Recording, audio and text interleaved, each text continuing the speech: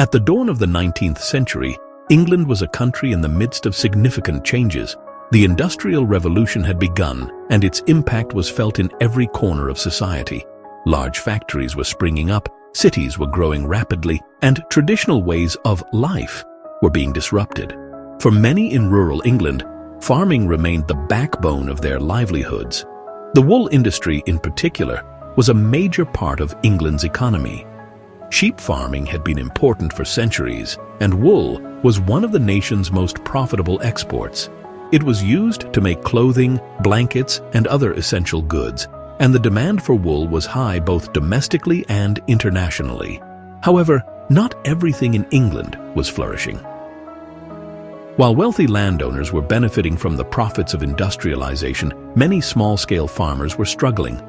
They faced challenges such as rising debt, unpredictable weather, and an agricultural system that seemed increasingly outdated in the face of modern change.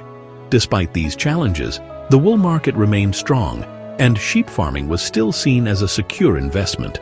But in 1809, something strange happened that would shake the foundation of England's agricultural world. An event would occur that would cause widespread panic in the countryside. A panic that would later become known as the Great Sheep Panic of 1888. The panic began with a simple rumor. There was a disease spreading among sheep across England.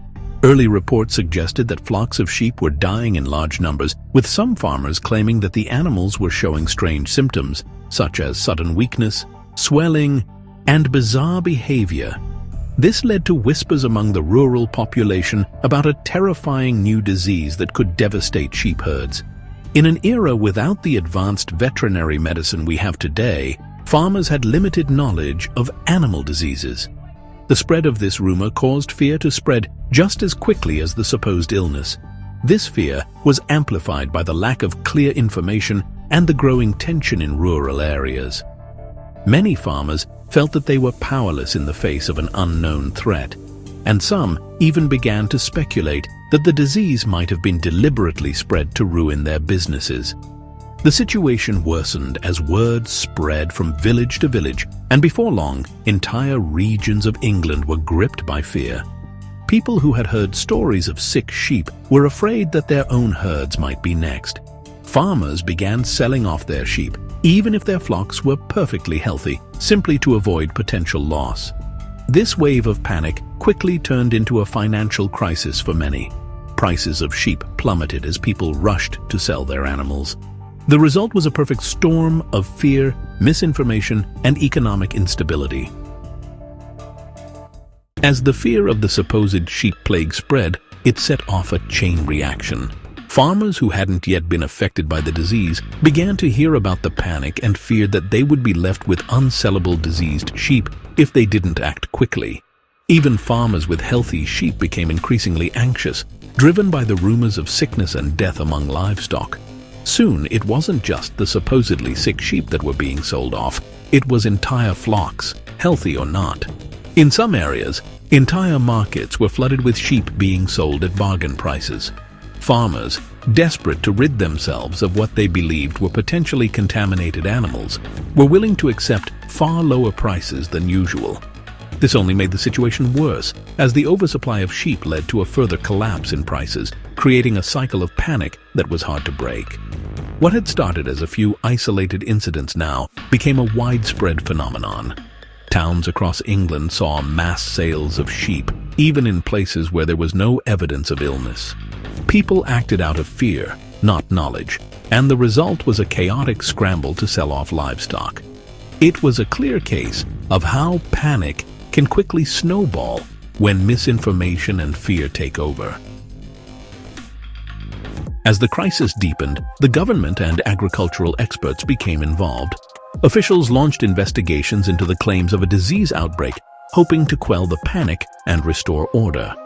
The government's primary concern was the potential economic damage caused by the mass sale of sheep, as wool was a vital part of the English economy. Veterinarians and agricultural specialists were called to inspect the herds. Their findings soon revealed something surprising. There was no disease. The symptoms reported by farmers, swelling, weakness, and the deaths of a few animals, were not caused by a deadly plague, but rather by common issues such as poor diet, poor weather conditions, or parasites. The so-called plague was likely a mix of ordinary sicknesses affecting the sheep population and widespread hysteria. Despite the findings, it was too late to calm the panic. By the time the authorities announced that the disease was not real, the damage had already been done. The market for sheep had been shaken, and prices had dropped dramatically. Many farmers who had sold their sheep at rock-bottom prices were left with nothing. Some were forced into bankruptcy, while others found themselves struggling to recover from the financial losses caused by the panic. The government's response, while well-meaning, was not enough to undo the harm done by the rumors. The panic had already spread too widely, and even the announcement of the truth couldn't fully restore confidence in the market. The aftermath of the Great Sheep Panic was felt for years. While the immediate damage was done by the massive sell-off of sheep and the collapse of prices, the long-term effects were just as significant. Many farmers found themselves in financial ruin, and entire communities were affected by the ripple effects of the panic. For one thing, wool prices took a hit, as the glut of sheep in the market made it difficult for farmers to sell their wool at a reasonable price. Some farmers who had sold off their sheep prematurely found themselves without the resources to restock their herds. The panic had disrupted the normal rhythms of rural life, and many families who depended on their flocks were left to pick up the pieces. The panic also led to a greater awareness of how rumors and misinformation could undermine not just local markets, but also the broader economy. It was a wake-up call for both farmers and authorities, showing how easily public perception could be influenced by fear. Furthermore, the panic highlighted the importance of communication between rural communities, veterinarians, and government officials. The failure to quickly dispel the rumors had cost farmers dearly, and it became clear that better information sharing practices were needed to prevent such events in the future. Looking back at the Great Sheep Panic of 1888, we can see that it was a clear example of how fear, misinformation, and a lack of clear communication can cause widespread harm.